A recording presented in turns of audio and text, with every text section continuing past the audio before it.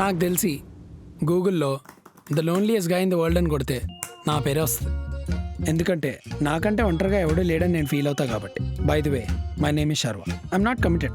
బేసిక్గా నేను ఎక్కడికి వెళ్తే అక్కడ చెడు జరుగుద్ది అని అందరూ అంటుంటారు. ఇన్ఫ్యాక్ట్ అది కొన్ని రోజులకు నేను నమ్మడం మొదలుపెట్టేశాను. అది ఏ లెవెల్లో అంటే నేనే బ్యాడ్ లక్కి బ్రాండ్ అంబాసిడర్ అయ్యానేమో అనిపించే అంతలాగా. అయినా దానికి మనుషులతో అనుబంధం లేదు, కాలంతో సంబంధం లేదు, వాతావరణంతో అస్సలు అవసరం లేదు.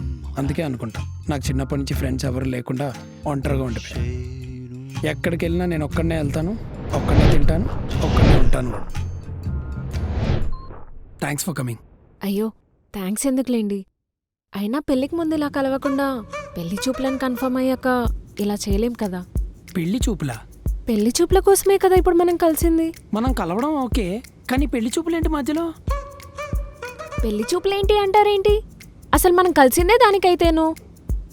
వెయిట్ వెయిట్ వెయిట్, ఎక్కడో చిన్న కన్ఫ్యూజన్.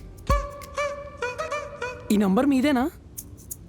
హా, ఈ నంబర్ నాదే కానీ ఈ చాట్ చేసింది మాత్రం నేను కాదు. వాట్?